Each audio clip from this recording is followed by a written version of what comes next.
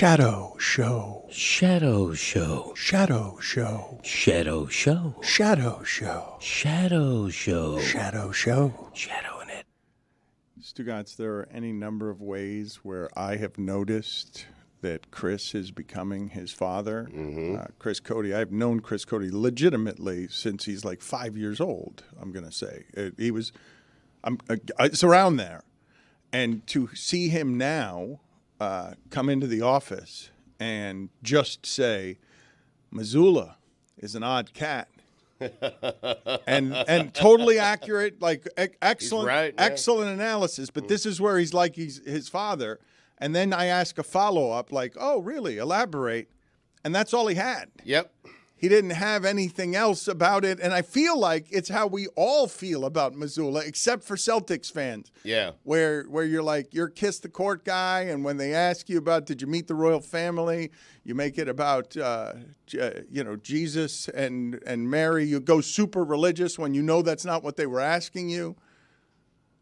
What are you laughing because about? I said because Mazzulla's quote was the real royal family, and it made Roy laugh out loud. Roy, you're just learning that Mazzulla did this when he was asked, "Did you meet the royal family?" And then he acted totally confused, and then he said, "Well, how could I have met the royal family when it's Jesus and Mary?" And you're just hearing this. Yes, now, it's Roy. the first time I've heard this. Yes.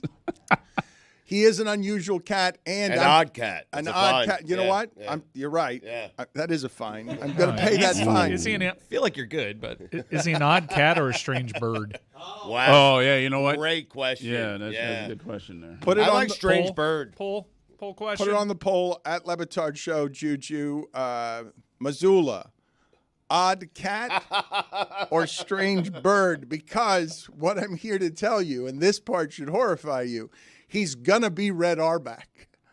He's a fish out of water. How about that? Oh, wow.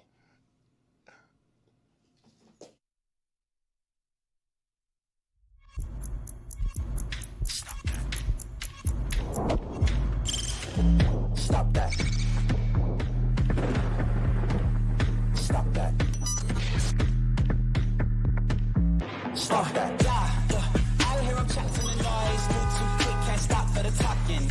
I hear him chat with the walking. Just too sharp with the prize. White girls let it tell me I'm awesome. Yeah, hot like fire on the pan. If you wanna touch my please use caution. Cold like 0 degrees. I'm out the cage, gotta let out the beast. Revolutionary, gotta let out the streets. Locked in a cage, I'ma let out the sheets. You can't go on, man, get my peace. You take the west, I'll take on the east. I'ma put him in the cage, never let out the. I hear him chat to the noise. Move too quick, can't stop for the talking. I hear him chat with the boys. Man so tough, but man's keep walking, yeah. Just too sharp with the prize. White girls, let it tell me I'm awesome, yeah. Hot like fire on the pan. If you wanna touch my please use caution. Stop that. Stop that. Stop that. Stugotz is a little high energy today for a Wednesday because the NFL trade stuff has begun happening. Stugotz is very excited for DeAndre Hopkins. Oh. I mean, how could you not be excited for DeAndre Hopkins? I got to be honest with you, Dan. I liked it better when the Chiefs were doing it without a wide receiver. Yeah. Okay, but what were your DeAndre Hopkins thoughts? Because you're excited because all of a sudden Max Crosby is with the Raiders and he's saying I'm silver and black. I don't want to go anywhere, but everybody wants to trade for him because of course you want a pass rusher.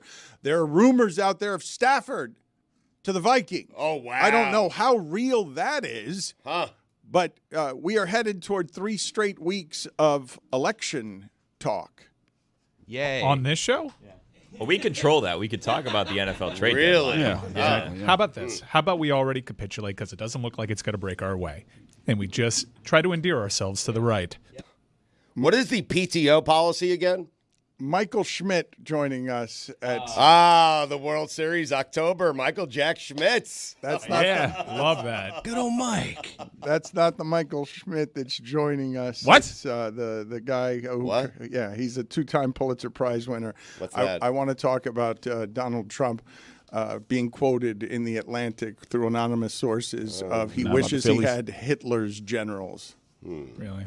Oh. There was a couple things that I saw yesterday that weren't great, but, welcome our oblivion. Like the Knicks. So the only saving grace that we have in the next 3 weeks is that the NFL is going to be trading players. It's literally all I have right now. And the trade deadline is on Election Day itself. Organically, I've become a big Baker stan. Therefore, I support the Tampa Bay Bucks. Monday night was really rough. If one thing can break my way on November 5th, it's Cooper Kupp to Tampa. Is there a trade that could steal the headlines from the election on Election Day? No. Like a deadline deal? Dude, that Stafford for Stafford, Darnold thing that I saw mean, is pretty crazy. That would be bigger, Dan. Yeah, I would exchange would be more texts bigger. about that. Sam Darnold trade would be bigger. But if you thought Stugotz was merely excited about that, he's also excited because there is some nostalgia in play today. He saw the Griffies on the court last night, and Stugotz just got excited about being able to talk about a time. Now, unfortunately, also Fernando Valenzuela died. And, hey, Mike, Fernando Valenzuela died, and Stugotz wants to talk about that as well because it conjures Dodgers-Yankees 1981 for him. You never really see QB1 for QB1 trades, but in Matthew Stafford's case, you'd see it twice with him. Wow. Is Darnold QB1? Because He's it should have been QB1. J.J. McCarthy, but he got hurt. But you're right. I guess He's you're QB1. right. And he was gonna he's start the season QB1. Yeah, you're right. Well, you guys say that, but I was saying yesterday that Sam Darnold could go into the home playoff game after the bye 17-0, and I think he's losing at home to the 49ers. I'm just letting you know that that's something that I would bet right now is what would have happened if they hadn't lost last weekend and were still 6-0. I will not believe that Sam Darnold can win a Super Bowl. We were throwing dirt on the San Francisco 49er grave yesterday. All right. We'll see what happens when they're like a 6.5-point underdog with Christian McCaffrey coming back. Well, from whatever he did in Germany. Like, Oh, yeah, I don't trust that. whatever the turbocharge is. But before we get to any of that stuff, Stugotz, the reason, and I'm sorry I didn't do this earlier because Billy Gill, he can be pretty private, right? Pretty secretive. Yep. Me? Yeah, we don't know. You hide in the shadows some. We don't know a lot about.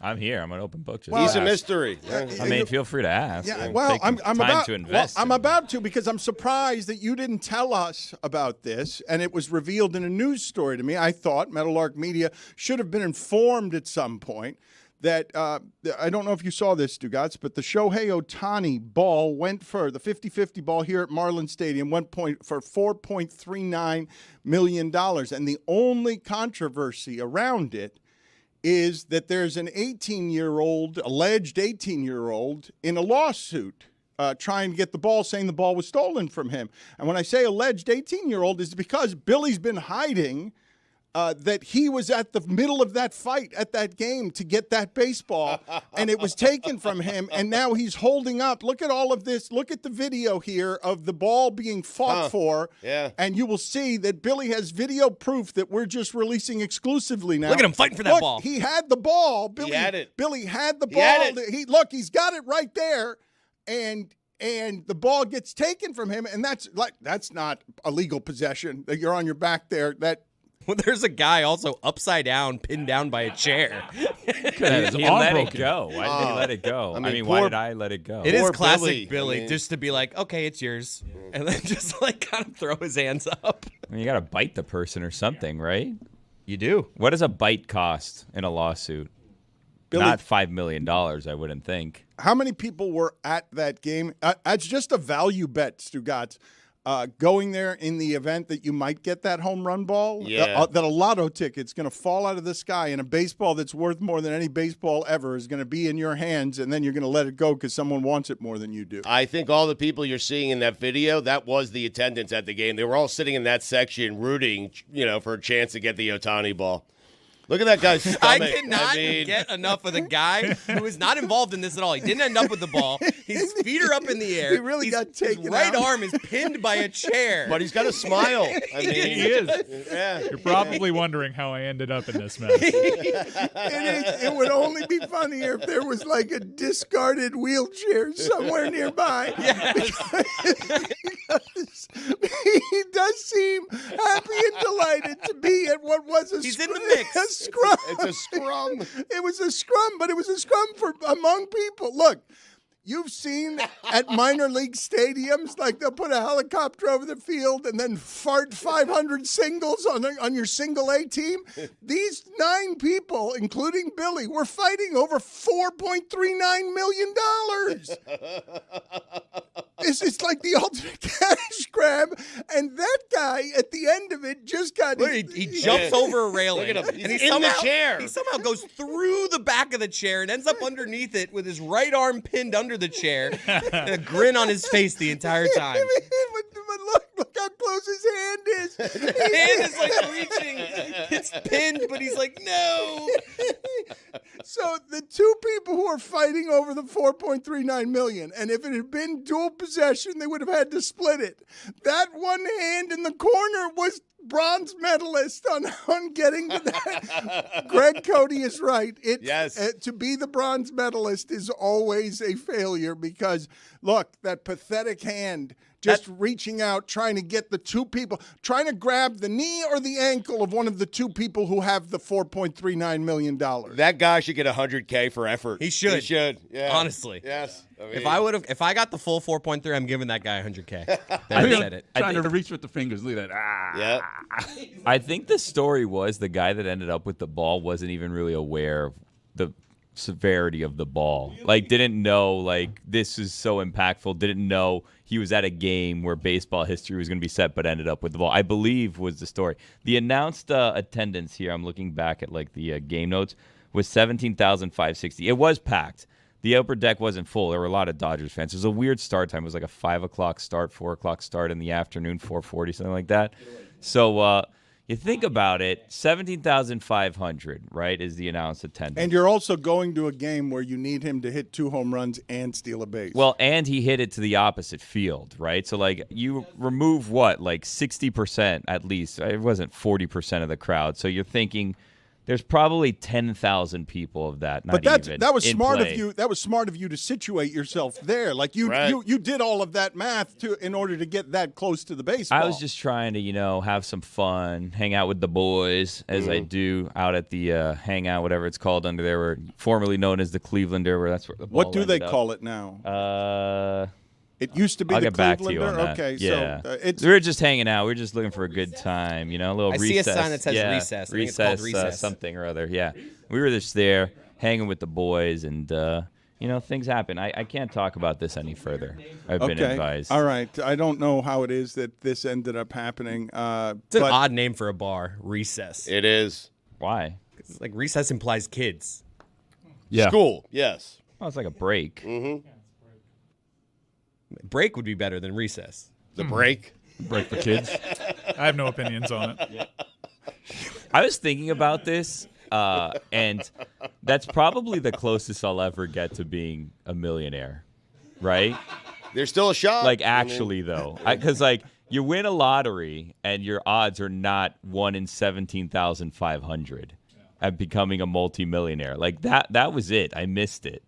I should have fought more. Well, but you are right to do some of this math on there are only a few places the home runs can go. So it's not 1 of 17,000 aren't your odds. Really, the odds are, does he hit it to center, left, or right? And I would assume that left would be the least likely from the left-handed side, and that's why there are fewer people there. But really, this lottery ticket could have been like split from, it's the odds could have been somewhere around 1 in 500, wouldn't you say, or 1 in 1,000? Probably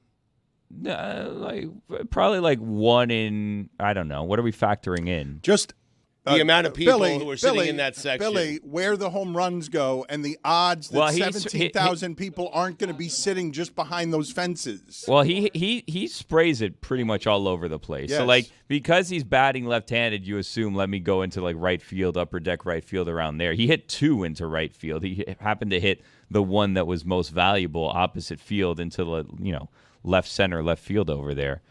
It's probably like 1 in 3,000, realistically, that you would catch that ball. And the going rate, Stugotz, how do you feel about a baseball going for $4.39 million, more than any baseball has ever gone for? You can't tell me the numbers don't matter in the sport when that happens.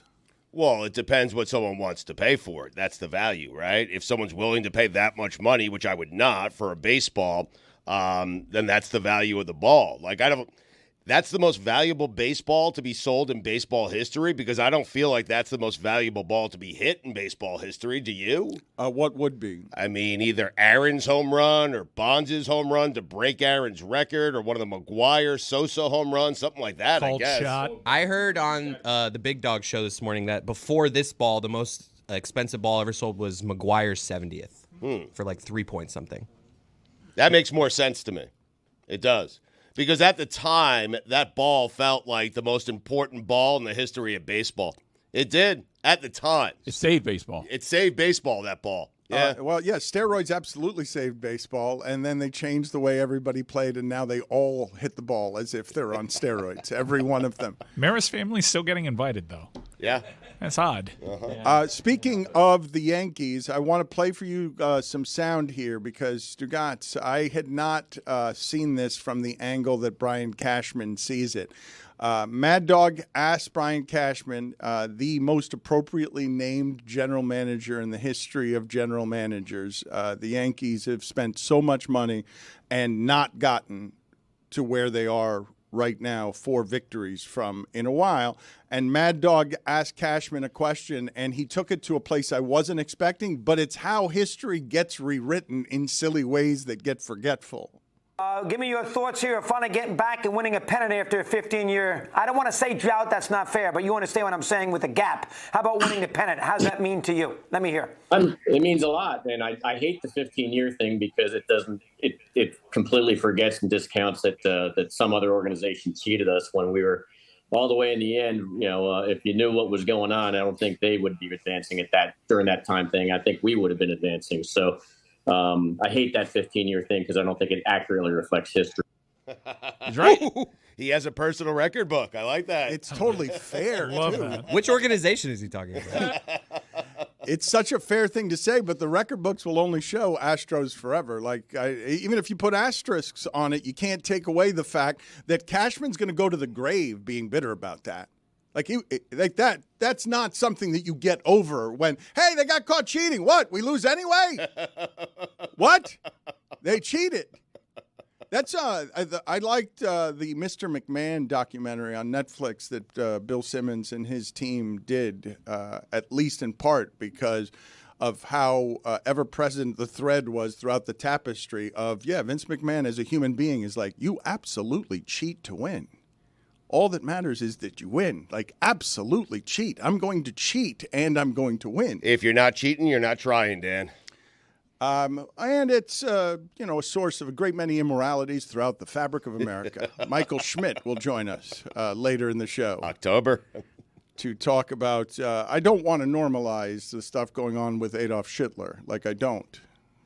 I don't want to just make jokes around here about sports over the next 3 weeks, because we're scared, right? Everybody, I don't even, whichever side you're on, you're scared, right? Everybody's just bouncing against each other, scared on what's going to happen in 3 weeks, either way, wherever it is you are. Going back to resignation, which is where I occupied for most of the year, and then I kind of worked myself up after the candidates changed to think that it had a shot. So now I'm just going to go back to seeing if we can hang on for a second. All right, so you're going to just put your expectations at medium so that you're less disappointed. It's a good management technique. The way to do it. Those were the worst 4 years of my life in terms of daily triggers. There would always be something on the internet that President Trump did that would kind of really affect my day. So I'm trying to manage my expectations and hope that the American foundations of democracy are strong enough to withhold another 4 years. It's so much more overt and desperate than it was then because we are, and this part is hugely uncomfortable and also obvious,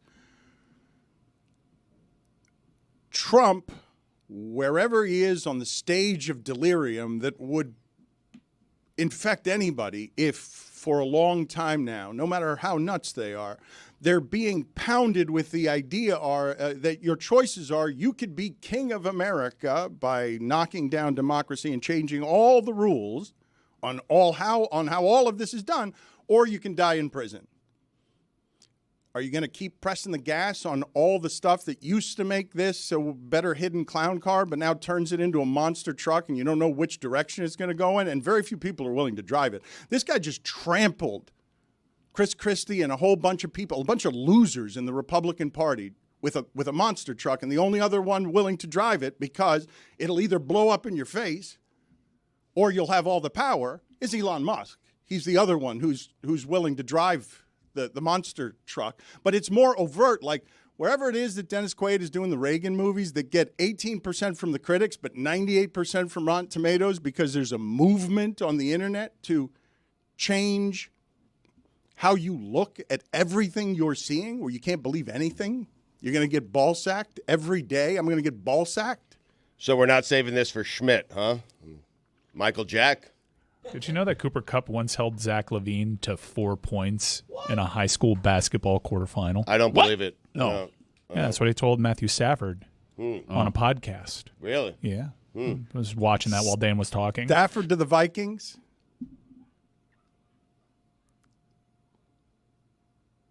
Stafford to the Vikings. What about I it? can't entertain that. You can't do that to Sam Darnold. Yeah.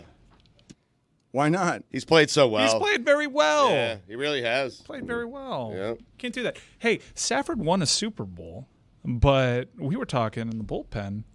Goff is a nice little extra juice kind of play for NFL MVP. He's been really good this year. Is it possible that the team that didn't win the Super Bowl, Stafford won a Super Bowl, and usually that's the ultimate, okay, they won that trade. Just The one. Lions won the war. Yeah.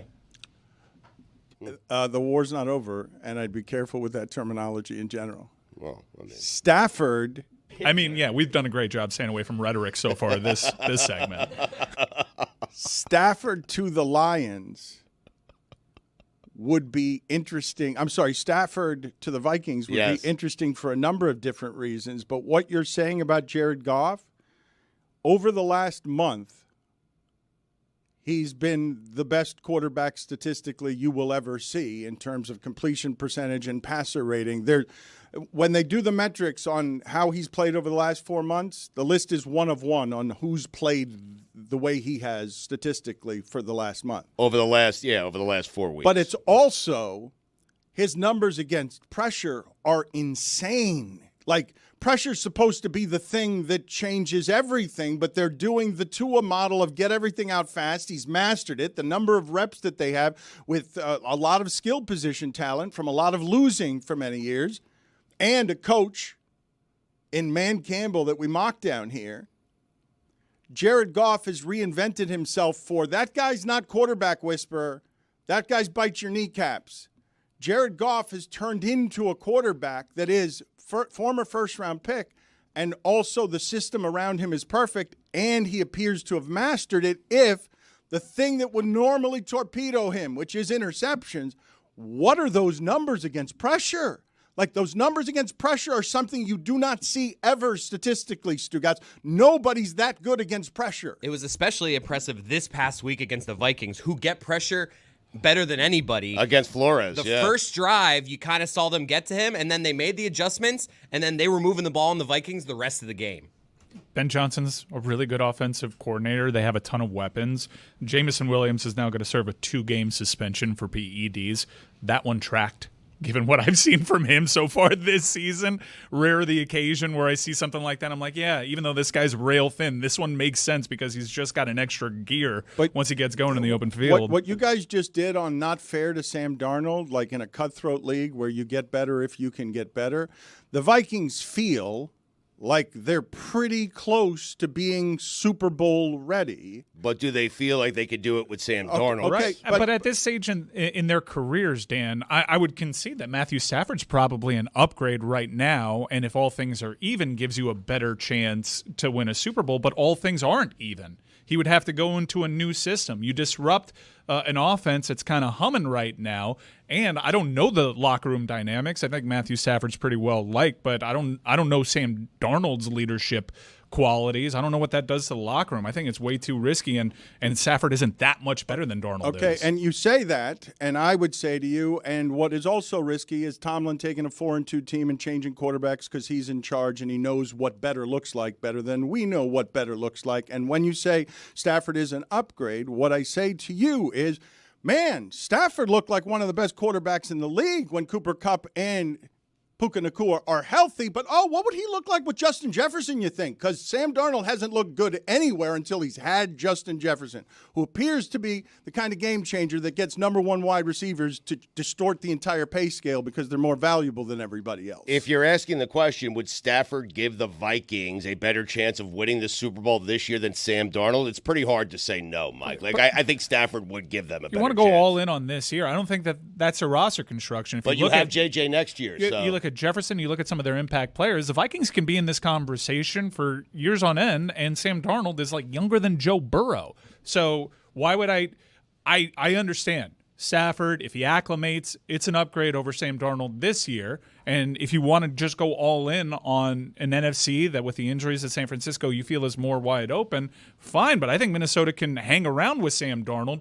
for quite some time. If you have made the decision that Sam Darnold is going to be your quarterback long-term, then you stick with Sam Darnold. But if you're saying to yourself, I'm going to go to J.J. McCarthy next year, then you go with Matthew Stafford this year. Hang around with Sam Darnold, a slogan we can live by, as there are 5 good NFL teams, and they'll get hurt before the end. But they signed Sam Darnold to 1 year. They know he's not the long-term solution. Well, no, Mike just made him one. just made him one. Yeah, you don't trade for Matt Stafford because but Stafford creates a new problem for you because he's signed to a longer-term deal. And if J.J. McCarthy's your guy now, what do you do with him? Well, here's the funnier part about this. I have no idea if any of this is real because it comes from a rumor from an account that I'm pretty sure was bought by others, but they can't admit it's a football aggregation account that's been bought. So we just talked about this for 4 minutes, and I have no idea if it's real. Yes!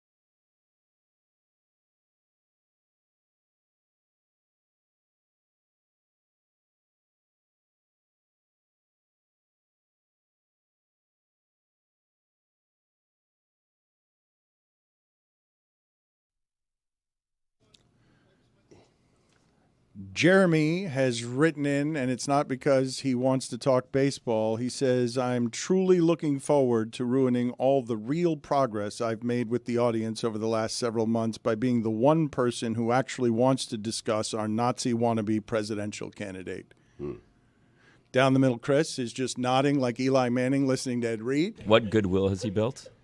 I don't know. I don't know what he's done over the last month. He thinks he's created goodwill. I don't see it either. I don't. So I think it's his goodwill. I mean, I'm just taking in all the information, still deciding. Yes. Okay. So Michael Schmidt is with us. October. I am long on the record of like, you got to kind of take sides right now. Okay. I mean, like, you can't be on the fence. Just taking it all in, Dan. You can't be on the fence this late in the game. And Michael Schmidt is doing real journalism out there. He's he's won 2 Pulitzer Prizes, and he comes from sports. And he recently interviewed Donald Trump's former chief of staff, John Kelly. This is 3 times on the record, on tape. This is not AI. And let's play this sound here for the people. That is the Cashman sound. That is not what I need right there. That is clearly. Give me your thoughts here. Funny. Yeah, that is I mean, Brian Michael Cashman. Jack. I would like Michael Jack Schmidt's opinions on that Cashman sound. So video. When I tell you video before the segment, I'm going to the fascism clip. It's not Brian Cashman, and it's not Mad Dog. I can understand the confusion, though. Yeah. So this man is a very big professional here. Michael Schmidt, he does good journalism. We do not. Let's play the correct sound, please. What do you think? Do you think he's a fascist? Well, I'm looking at the definition of fascism. It's a far-right, authoritarian, ultra-nationalist political ideology and movement characterized by a dictatorial leader, centralized autocracy, militarism, forcible suppression of opposition, belief in a natural social hierarchy. So certainly, in my experience, those are the kind of things that he thinks would work better in terms of running America.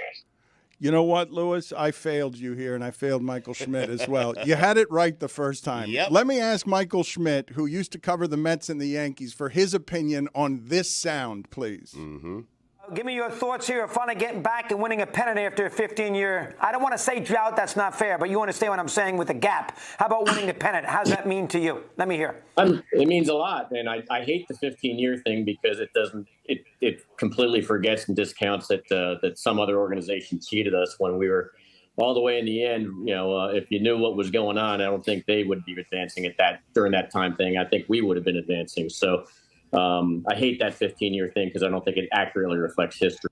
Michael Jack Schmidt, you are October, sir. Go ahead and tackle whichever one of those you want. All I ever wanted as a kid was to be Mad Dog. I grew up on Mad Dog, and it was a really important part of my childhood. Like, if I could have taken callers for a living as a sports talk radio host, like, I would have done that. I went to the Mad Dog reunion with my friends at Radio City Music Hall. I got to go on Mad Dog's show when I had this mini biography of John Kelly that came out. I love the guy. I love him to death. And he said some really nice things about me that I always send to my friends, even my friends who never pay attention to anything that I do. Yeah. And, Mike and the Mad Dog were just so important. Is that what you meant to hit there, Chris? That's Michael Jack. That wasn't the question. I mean, yes, it was the question. Well, it was his thoughts on what Cashman said. What he's saying is basically he's a super fan. Like, he is somebody. Right, yeah. You're talking about. Look, Mad Dog's following is immense, and what you're alleging right now is you're among people qualified to identify as his number one fan. Correct? Correct. That's where I'm at. That's where I'm at. And I'm sorry I answered the question the wrong way. I could see all your faces being so disappointed. No, I love that, Michael. That answer was so much better than what I wanted, and anything you would have said about fascism. But the Astros. But the Astros also cheated. Yeah, it's All right. So John Kelly, or what do you want to do? No. What did you choice is think? yours. You covered the Mets and the Yankees, and you're somebody who writes a lot about cheating scandals. The thing that I think that missed in terms of cheating scandals was the seriousness that MLB actually took the Mets disabled list cheating scandal. People didn't think it was a big deal because it was a disabled list, and they said everybody did it. But in reality, Manfred was much more fired up about it than people thought. And they were really digging around to figure out what Steve Cohen knew about it. And if Steve Cohen really knew, they were very skeptical of that. And I think that the sports media didn't take it as seriously, certainly as I was being told they were taking it. Also, not an answer to the question that I asked you, which is Cashman bringing up cheating there when talking about a 15-year Yankee drought, and everyone just sort of forgetting that they were beaten by an Astros team that was cheating. Look, he's got a point. He's got a point. It's like, you can't sort of look away from it. I mean, it's his best argument. The guy takes a ton of crap here in New York, a ton of crap. And if you look at the record of the best teams in baseball since 2000, the Yankees have the best record almost by far out of every team in baseball. But every Yankee fan just complains and complains and complains. Mm-hmm. And as a Mets fan, it's incredibly infuriating. We made the playoffs. That's a huge deal for us. And these Yankee fans who are in the playoffs every year except for last year, just going on and on about this. My colleague Mark Mazzetti, one of the best reporters at the time, just constantly complaining about these things. And all the Yankees have done is had the best record in all of baseball since 2000. And that's you talk about sample size, whatever the nonsense is that these front office guys say, that's a pretty big sample size. The Astros obviously get the reputation as the cheaters, but the Yankees also got caught cheating, and that whole investigation was just swept under the rug, and then they sealed the documents and never released them. So we never really got to the bottom of what actually was going on with the Yankees in that time as well.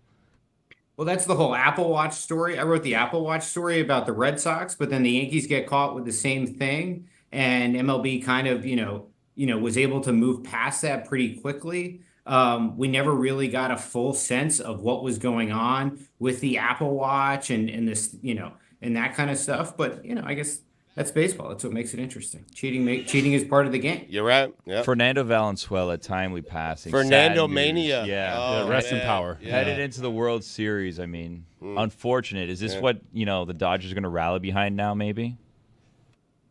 Win one for Fernando? I don't know. I just watched every Mets Dodgers game, and it's amazing with Otani leading off. He's constantly up. It's as if he hits once every 5 batters. He's just every time you turn around, he is up.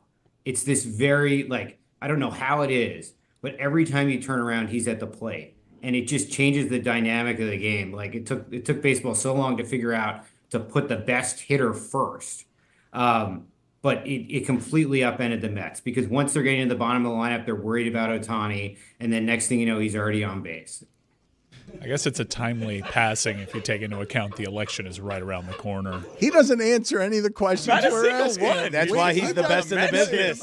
Michael, you're Fernando Mania. Am I disappointing you here? I can't. No, you're not. No, you're exceeding expectations somehow. Michael, Jack, you knock it off. Look, first, did you see how we interrupted you? We are not a professional operation around here.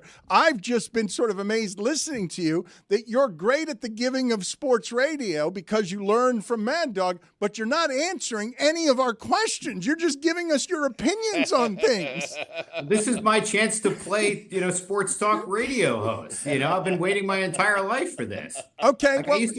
I used to wake up in the middle of the night when I was a kid and listen to WFAN at 2 or 3 o'clock in the morning. I kept it on all night.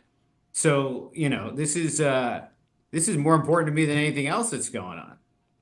Dan, we should let him live out his dream. Yes, here. Michael, this is what we're going to do, okay? Right. This is what we're going to do. I'm going to we're going to stop for a second, and then we're going to start a new segment, and you're going to start Michael Schmidt's radio show today. I'm going to put you on the spot. Doggy! I'm going to make you do it, and I'm going to make you do what would have been your opening monologue, first 30 seconds. What are you shaking your head at me for? We'll just do John Kelly. We'll just do John Kelly. Yeah, there you go. Well, he ran scared. He ran scared from the spotlight. It was an ambitious idea, Dan. Very ambitious. It's his harder than it dream. looks. Yeah. It's not harder than it You looks. could do Look it, at yeah. this clown car I'm operating here. What do you mean it's harder than it looks? He spit out his coffee. But look, I mean, what are you talking about? You would be very good at it. You've just proven, but what you're saying is I'm a better guest than a host. You're a better caller than a host. Yeah, I'm just a caller. I'm Mike Schmidt in New York. That's it. Mike on a mobile. Okay. Waited my whole life for this. What about the joke that Mike Ryan is making there where he's saying the next 3 weeks are going to be a special kind of awful? Because let's play that sound again, people, because I don't want to just skip past it. This is Donald Trump's former chief of staff, John Kelly, on the record. What do you think? Do you think he's a fascist? Well, I'm looking at the definition of fascism. It's a far-right, authoritarian, ultranationalist political ideology and movement characterized by a dictatorial leader, centralized autocracy, militarism, forcible suppression of opposition, belief in a natural social hierarchy. So certainly, in my experience, those are the kind of things that he thinks would work better in terms of running America. Is that a valuable Mickey Mantle card behind you? Is it? I think it is. Is that, wait a minute, how much is that card worth? What is that? This is my stepson's Mike Piazza card. And not the these same. These are baseballs that he hit. Right. And then actually, I'll show you one. I'll actually show you one thing. So my career started at the Times. My first job was doing what was called Steinbrenner duty. Ooh. And in Steinbrenner duty, I was sent to the Yankee game. I sat in the press box until the 8th inning, and then I was sent downstairs to stand with the tabloid reporters as Steinbrenner came out to get a quote from Steinbrenner because it was so important what he had to say. And I would stand there and I would get this quote and I would run it back upstairs to the beat writer. And that's how my career at the time started. That was the first assignment that I had, and I took it as seriously as I could, and I loved it, and I loved it to death. And the most favorite thing that he's getting up now. Out of all this is when I was a kid, my father and his friend Michael Stern were at this fancy steakhouse in New York called Ben Benson's, and Steinbrenner was there, and they went up and he signed a bill to my sister and I, and he said, "To Molly and Michael, best wishes from their Yankee friend George Steinbrenner." And it's just a special thing to me because that's how my career started. My career started waiting outside Yankee Stadium with tabloid reporters getting quotes because we were so afraid at the Times about what Steinbrenner would say when he came out. And if that was going to be the back page of one of the tabloids, then we needed to have that quote in our story. Is that Flonase over your other shoulder? Like a celebrity give you that, or are you just under the weather that time of year? I have allergies. Way to go, Billy. Way to go, Billy. You shamed the man into admitting something. Look, you're laughing at me. Well, of course he is. It was comedically That time of perfect. year, That delivery was perfect. Michael, I want to actually talk to you about some of the serious stuff here because it's gotten really dumb, and I find it frustrating that it's just other side accusing other side of communism and fascism and socialism and Marxism and all isms except racism and like, what are we doing with how dumb this has gotten? But also, why is a former chief of staff telling you on the record 3 times, 3 weeks before the election, something this volatile? So here's what you have to understand about this. So there is no person who probably spent more time with Donald Trump than John Kelly when Trump was president. Because Kelly was a 4-star Marine general and has had had a long, strong military career and reputation, people have long wanted to hear what he's had to say. Over the years, we have learned a lot of different things about what happened between Trump and Kelly. A lot of those things have been in print. But what I thought was important was for people to hear from Kelly himself, because Kelly, Trump has questioned the anecdotes about Kelly. And I think that there's been a big push. A lot of people want to hear from as many people as possible who were around Trump what they saw. So a lot of the things in our piece today are along the lines of some things that we knew, but you get to hear John Kelly in his own voice. It's many minutes of audio from the interview that we put out, and people can listen to it. And we're constantly looking for different ways to tell stories, and this was a different way to do it, was to use the audio to allow Kelly in his own words to answer these questions. I just will make the point. Kelly is clear as day that he's not endorsing a candidate. He didn't do this willingly. This is not a person who wants to be part of politics. This is not a person who goes on television. This is not a talking head. This is not someone who sold a book. But this is someone who saw Trump's comments in recent days about using the military domestically on American citizens, and was so bothered by it that he thought that he had to speak out, and in the course of that answered questions about Trump. Okay, so there are some things here that are pretty easy to identify no matter what your politics, okay? Police force arguments right now can, if we're talking about fascism, become very quickly military police. Like, that's one of the things that's an undercurrent here on everything that's happening as democracy seems to be swaying in the balance over the next 3 weeks. Can you explain to me how it is, Michael, as someone who has a great deal of expertise all over this, that Donald Trump, what he is doing, has our country right now divided by polling in a way that feels 50-50, and the misinformation and propaganda has worked so well that when I read something in the Atlantic, that quotes people credibly to me, because there's a vetting process to get that done, but nobody is making distinctions now between what is credible journalism and what you see on Facebook. When the Atlantic reports, quoting Trump, that he wishes he had Hitler's generals, in a story that also has, well reported what seem like facts on him being racist. What is America to believe? And forgive the length of this question. What's real and what's not real when we're not making distinctions between what's on Fox and what the Atlantic is doing that is credible journalism that is hard to get published? I mean, I guess I'm just saying it comes back to the audio. Like, if you have questions about this, just listen to the audio. This is John Kelly in his own words, speaking out about character and fitness and saying to the American public, I'm not going to tell you what to do. I'm not going to tell you how to vote, but I believe that you should strongly consider an individual's character and fitness when deciding how to vote, and that is more important than policies, because character and fitness can really lead to an unsuccessful presidency. And what Kelly is basically saying is, I saw this person up close, and this is what I saw, and the American people can make their own decision. But I think it's worth highlighting to them that character and fitness are among the perhaps the most important things when you look at a candidate. And in terms of attacks on whether things are true or not true, look, you could listen to Kelly, and people can judge for themselves. That's a primary source material. It's audio directly from him, and you can hear that. It's only our job to find ways to tell the story and tell the story in different ways, and that's what we did.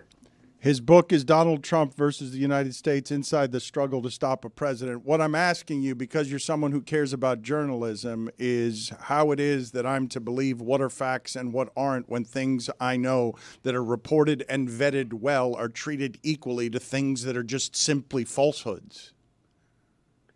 Look, Donald Trump has challenged us in the media in ways that I didn't think we ever would be challenged.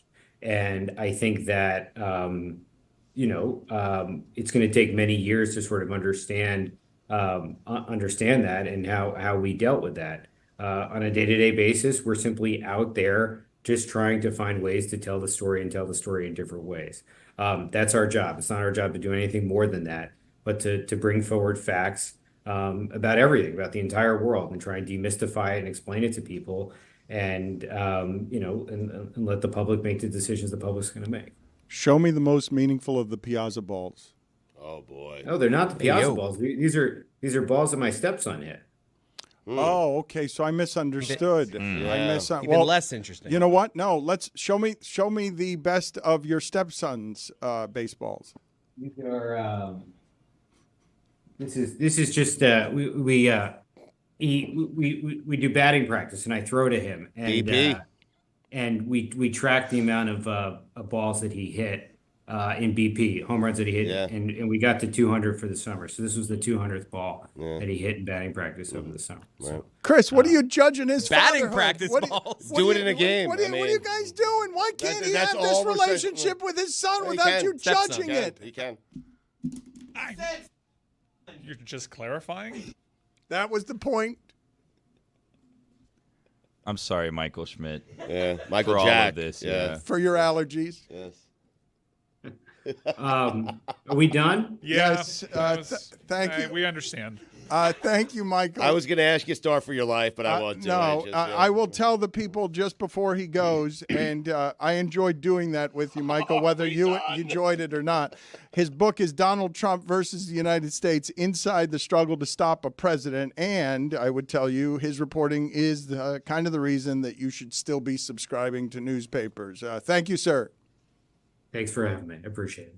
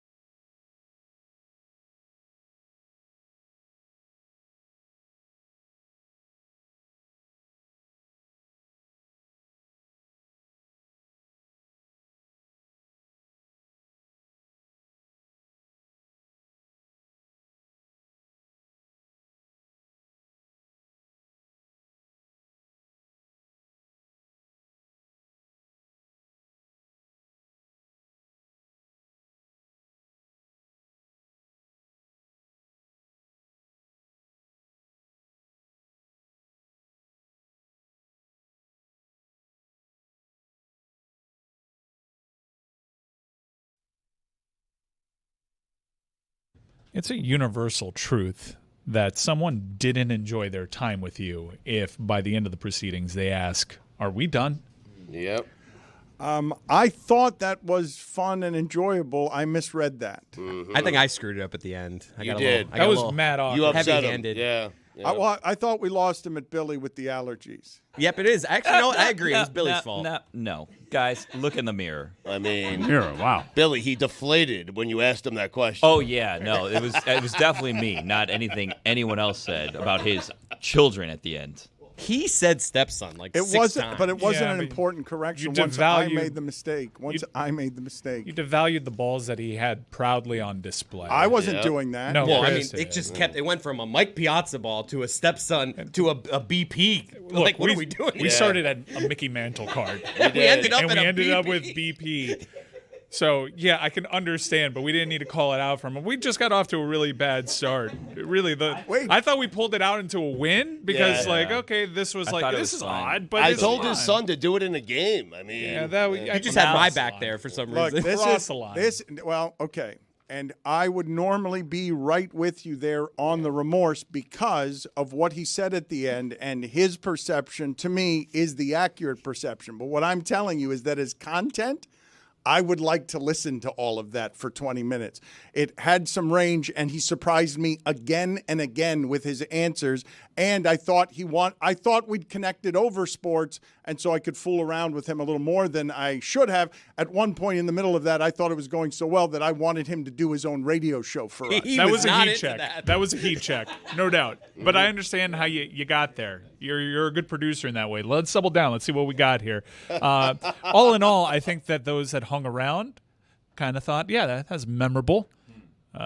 given how we framed the guest, most of the people that had no interest in that probably already left the YouTube. Okay, but I didn't mean, and I wish to repair. I respect and admire that person a great deal. His work, We all do. His work is important. You're on the fence. He You're will right never in be that- on this just show down the again. middle. He will never be He will here never again. be on this show taking again. it all in. He had his arms crossed the entire No, time. he would come back. No, No. He would not Sullivan, come back. book him next week. He would not come back. I'd like him tomorrow. I'd like Sullivan tomorrow. I would love to Guys, talk read to the him room. every day right up until the We're election. just going to keep adding layers to this. Samson, what are your thoughts Multiple here? Schmidts. Nothing Personal is the name of the podcast. He does it every morning on YouTube, 8 a.m. Eastern.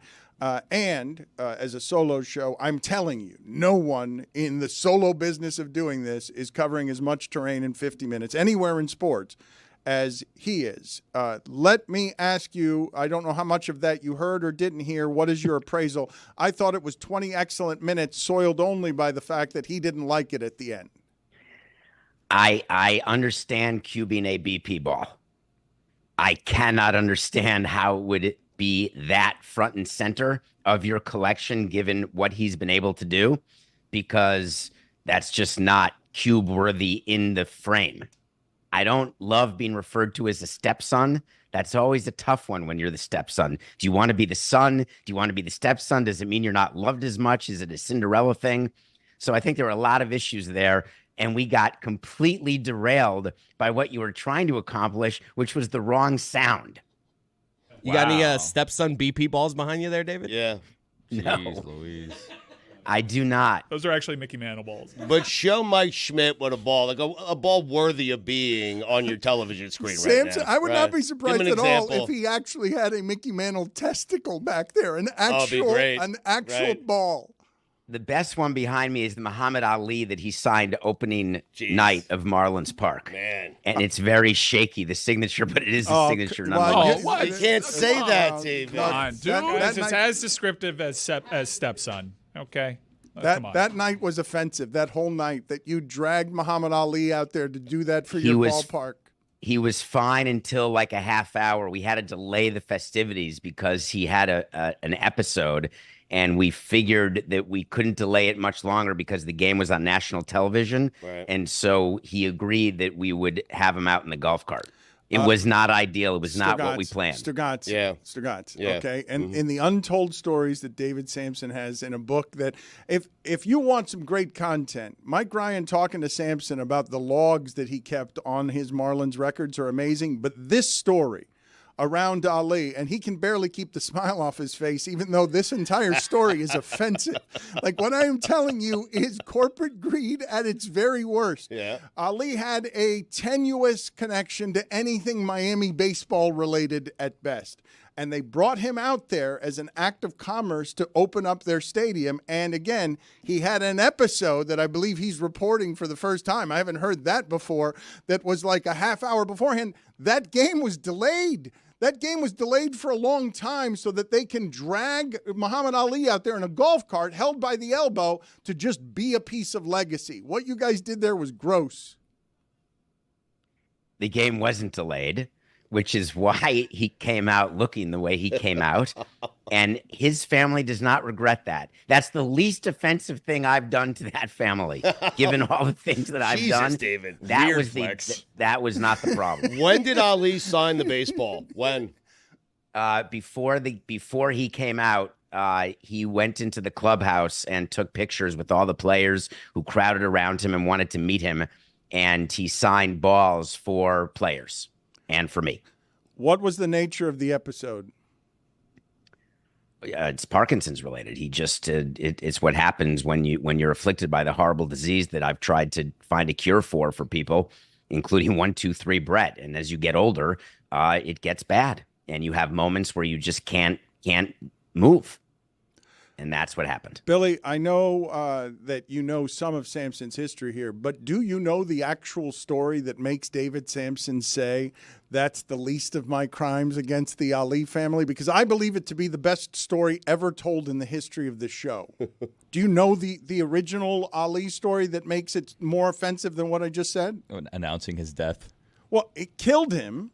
Well, he did not kill him. I did not kill him. Right. He'd be in jail, Dan. I mean, Killed him publicly before anyone else knew, and then hid in the bowels of the stadium waiting for the family to confirm it, because it's not David Samson's place to break the news that icon Muhammad Ali has died on the Jumbotron at Marlin Stadium. And I believe my first call was to you, Dan. Terrified and laughing. I was both terrified and laughing because I knew he was dead, but no one else in the world knew he was dead. And it's always Miami. We were the first people to report that Muhammad Ali died. It's absurd to think about. How long were you scared with that news by yourself before you got the all clear that the family was okay with you announcing it on the Jumbotron? Well, first I needed the all clear he was dead because I knew he was dead. But to hear it from another source, the way Mike Schmidt would do it, like with a second source or a third source, it was a good 25 minutes. And it took about an hour after that for me to get in touch with the family and for them to say it's okay, which I don't think they meant because they've never spoken to me since. I mean, it was a bad moment. I have a sports business question. Can we switch gears to something so the audience has one bit of facts that are right? Sure. The ball did not go to the owner of the ball for $4.3 million. You have the number wrong. The Otani, the price was more than that? It wasn't $4.39 million? No, that includes what's called the buyer's premium. So that includes about $700,000 or $800,000 that goes to Golden Auction House. The actual seller of the ball does not get $4.3 million. He'd get whatever was negotiated as a buyer's premium, but assume roughly 20% is generally a good number to use. So the ball is worth $3.6 million to the seller, but the buyer had to spend $4.39 to get it. I've got a college football question, an NFL question, or a NASCAR question, David. You decide. Let's go college football. The way that the Texas fans disrupted that game and essentially bought time for an unprecedented ruling on a penalty, because you cannot challenge penalties, and instant replay isn't supposed to analyze that. From a stadium operations standpoint, I've seen that people that have been receiving text messages from the University of Texas saying they were spotted throwing stuff on the field well after the incident, saying that they will no longer have valid tickets for the remainder of the season. What was your take on how everything went down, and does this establish a dangerous precedent in terms of how games are decided? I was actually watching this live from a studio, and while it was going on, and my first question was that I didn't realize that it was not reviewable, because that would have made things easier.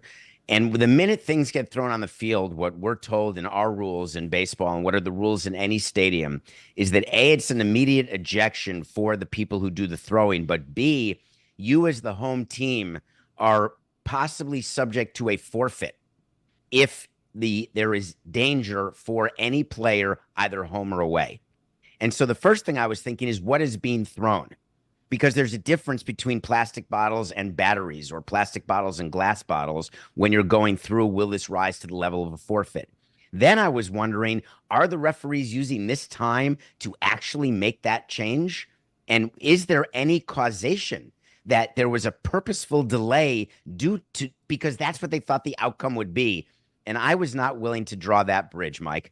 I viewed it just as a bunch of drunken people who thought a call was going against them, who started throwing stuff on the field. And to me, Matthew McConaughey got it right in his letter to the fans, where he said, that's not what we do. I think he used the word bogey in his letter, he did, which I didn't really understand. Well, and then Billy said, though, that he's not any good as an actor. That's something Billy said. Mm-hmm. Yeah, Matthew McConaughey, he's won an sit Oscar. Here and mind his own business. I mean, a lot of people have won an Oscar. He's overrated. You did that yesterday, though. I said he's not a great actor. That's what I said. Matthew McConaughey is not tier 1 of actor, but he clearly is in the top 4 tiers. How many given tiers his are range? There? Just when you go from Dazed and Confused to Dallas Buyers Club, you deserve to be on a tier. But I just don't know. That letter you just showed, didn't it have the word bogey in it? Why are you doing this again? It's like in the third paragraph. Why do you want to do that? Because it made me feel ignorant. It says bogey move. Bogus? Yeah, what's a bogey move? Well, it's not par. Based off the context, I'm saying it's less than par. I thought it was bogus. No, below average. It wasn't a birdie. It was a bogey. You want to analyze what the bogey means. There are some good bogeys. He capitalized it, so maybe we Great don't. bogeys. Some great bogeys. Oh God! While bogey's bad in golf, if it's above par, would Right. that not be good behavior? There's some good bogeys in If you golf. apply context, Yeah. Yes. there are some good bogeys. Mm-hmm. This was a good bogey. They got the call changed. Again, Billy said that he wasn't much of an actor. I think that. How about the Wolf of Wall Street scene? Thumping his heart. He was just being himself there, though. That wasn't really acting. Yeah, ad-libbing. That's a great question. Can't it be considered acting? If you play yourself in a movie, is it by definition not acting? I think it's still acting. I mean, Nicolas Cage acted the hell out of acting like Nicolas Cage. It's a cameo. He did.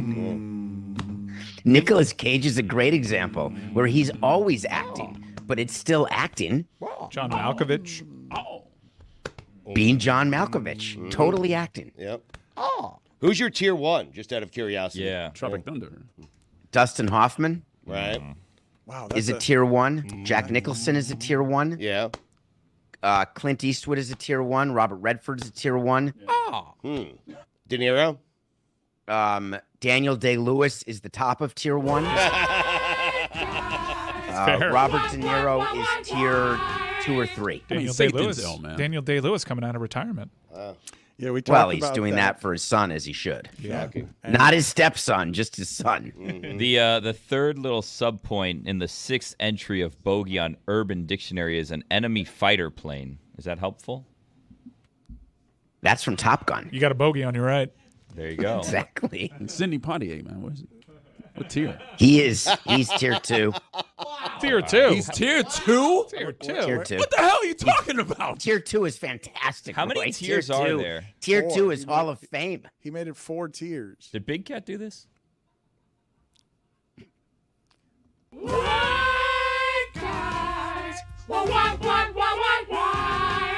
Denzel, did you sneak him in there anywhere? Denzel is tier 1. Because if you were about to say, I thought you were really. I thought you were gonna go tier 2 there. Just to piss me off. Yes, just to be Samson, but he decided not to do that. I want to ask you why it is, David, that the cheapest reported ticket for the World Series is $1,705. I thought That's not true. It's not true? Okay. No. Do we have anything right? I mean, You're getting that from a tweet saying that on Game Time and on various sites that the cheapest get-in price, that's the famous word get-in price, and that's not accurate. And we've tried to fight that as an industry for decades. Here's how you get in for cheaper is you're a season ticket holder where you have access and ability to buy postseason tickets at face value. When you talk about buying on the secondary market for a series like Dodgers-Yankees, of course, there's going to be a premium. But if you want access to tickets, then you have the ability to get access. Just you have to be earlier to the game and not wait for the matchup. David, what's incorrect about me saying that if you're trying to get a ticket and aren't a season ticket holder, the reported cheapest price to get into the game is $1,700? You just said you can get it cheaper if you're a season ticket holder and you're more organized. But right now, if I want to get a ticket, the reported price is $1,700. I just found What a one for great $1,065 on Game Time. Promo code Dan for new customers. So Well you could done. actually get that even more affordable. And look at this. All-in pricing, no surprises at closeout. I got a panoramic seat view. Oh, look at that. Right down the right field line. Well, thank you, Game Time. Promo code Dan. Terms apply. Download Game Time today. What time is it? Game time? What were you saying, David? I was saying that I love Game Time and I use them, and you have to know when to go on for the event. The closer you get to the event, the better opportunity you have for prices to go down in the secondary market. So you're not wrong, maybe, that this second that is the get-in price for every game, though I would question that greatly. Regardless, the size of this World Series, can you explain it to us? This is epic. I mean, think about on your show, you led off with baseball talk. It is being talked about in non-traditional media circles. It's got the attention of the world as a true World Series because of Otani's presence and Yamamoto. for the Dodgers. And of course, the Yankees are the biggest brand in the world. And so when you combine that and you put the best players in the game on the stage during the World Series, the biggest question that we're all looking at, and I discussed this morning on Nothing Personal, is it possible that the ratings here will take over from the NBA and be greater than the NBA Finals, which MLB does from time to time, but not consistently? And is there a chance that Game 3 on Monday night could outrate Monday Night Football? Because the Monday Night Football game is a stinker between the Giants and the Steelers. The odds are it still will not. No way. But if it does, in a 1-1 situation, Game 1 at Yankee Stadium, baseball's looking to that as its next measuring stick, and that would be epic. That's hilarious that the measuring stick is compete with a crappy Monday night game. And they won't. Please. And they won't. It's a big brand, so. All right. It's self-awareness matters, and trying to be the NFL will get you crushed because you can't be the NFL, but trying to beat them on an occasional basis, that's a goal worth having. David, I have 2 questions for you now. You can pick. It's either a NASCAR question or a NASCAR question. I'm going to go with the NASCAR question for 1,000, Mike. All right. So NASCAR actually coming down here locally for Homestead Motor Speedway. What does that sound? What's happening right now in my headphones? Either way, NASCAR coming to town, but they are actually dealing with a huge scandal behind the scenes. Michael Jordan, the most famous owner in NASCAR, is actually suing NASCAR.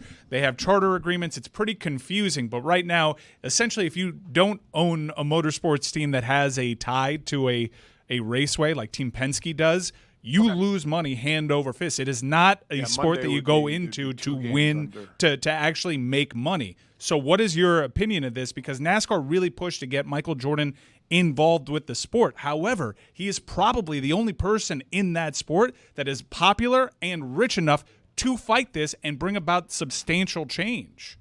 Well, this is an unbelievable lawsuit you're talking about. This is a lawsuit against a family.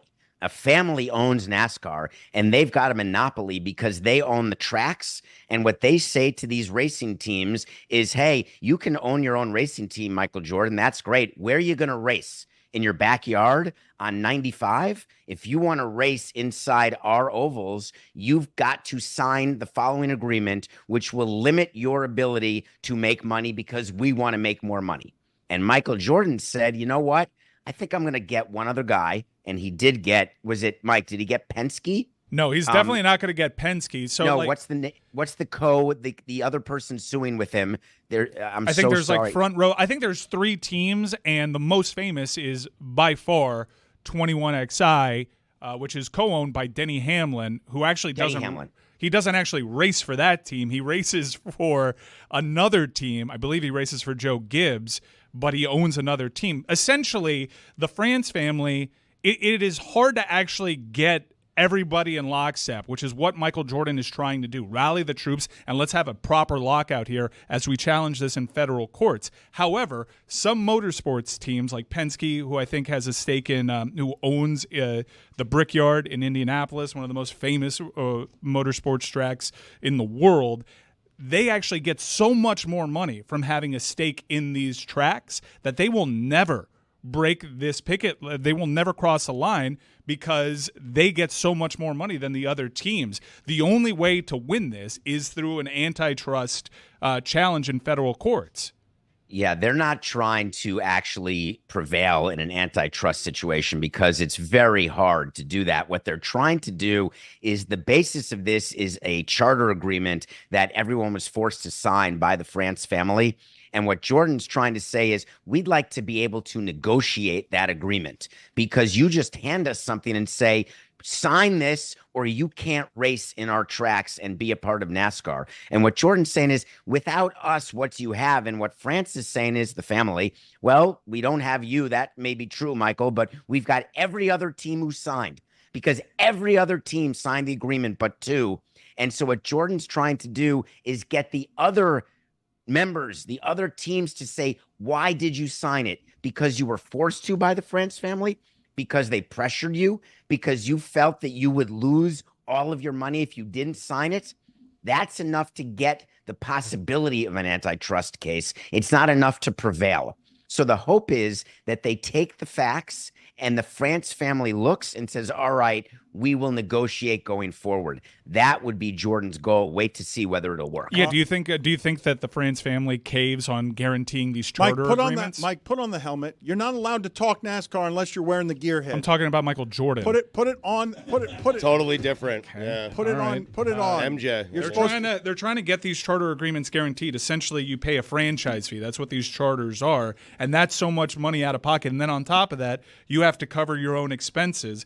And entry into these races aren't even guaranteed. It is a huge losing proposition. So what Jordan is ultimately trying to do is, at the very least, have one guaranteed cost that is covered by NASCAR, because he understands that this is not a winning investment. He just loves the sport, but it certainly needs improvement. And there are plenty of tracks in the nation. They don't have the reputation of some of these other ones, but if they wanted to attract, like, say, Saudi investors, there are places to make a true competitor. But Jordan's also trying to get some of the revenue that NASCAR keeps for itself on the backs of the racing teams that come into these tracks. So when you're a sponsor, you can either sponsor one of the racing teams, or you can be a sponsor of the track and get all the teams because you have visibility during the races. And query, when you're a sponsor, does it matter if Jordan's team is there or not?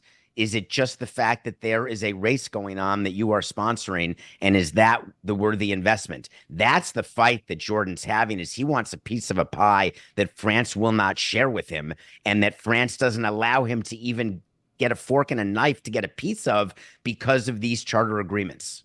I actually have another NASCAR question, and when I offered NASCAR, it's the fact that Joey Logano went from out of the playoffs to a day after the race. They kick out what? Hendrick Motorsports was not in line with weight, so Logano was actually eliminated. He goes on to win the next race. Your thoughts on this really compelling playoff chase? This is the problem with what you're doing. David's review, we now no longer have time for his review. He was eliminated from the playoffs. And he's also got good Tua stuff that we don't have time for now because of how incessant and obsessive you were. And I'm not saying the asked for lawsuit 8 tickets. I hope they isn't give them interesting. Your NASCAR obsession just sabotaged the end of the Samson segment. See you later, Samson.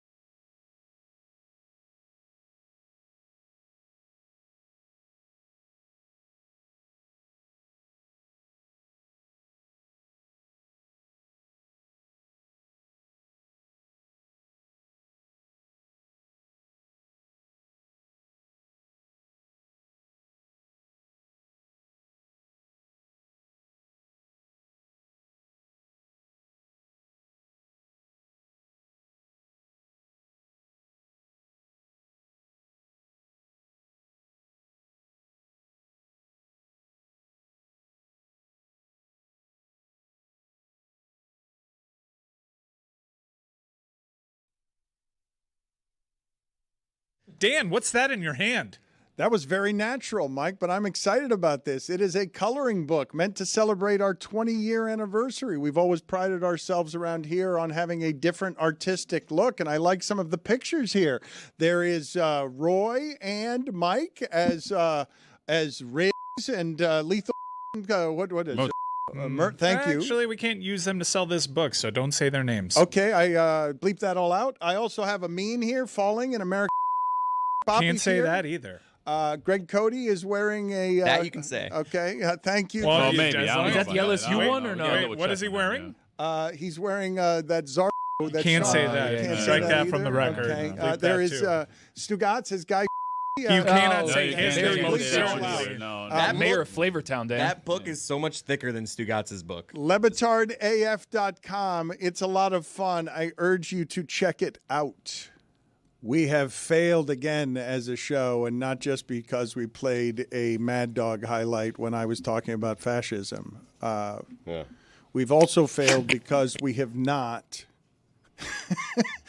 That happened. That did happen, It yes. did, yeah. We have not talked about basketball yet today. Jason Tatum has a line no Celtic has ever had, okay, where he goes 37 points, 10 rebounds. He shoots 14 of 18, shoots 75% or better from the field. They are the most disrespected NBA champion in NBA history. No one takes them seriously, and they're really, really good. We'll get to that in a second. They were the best team by far, not even close, all of last year. And they don't get enough credit for that because they beat a 4 seed in the final, and everybody knows that it wasn't Jokic. They wanted it to be more satisfying. Regardless, beyond that, LeBron and Bronny had father-son moments that Billy has some objections to.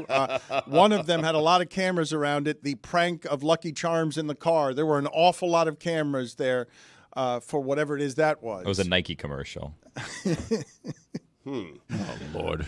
And beyond that, Stugotz, you've got the Celtics. Ray Allen showed up again last night out of nowhere. I thought those guys didn't get along. So Charlotte is in Boston. Amin is in Boston. They've got Oddball. It's returned. It's every weekday but Monday. I think TNT went away to commercial during the banners, I think, which they should have. I hope that's what happened.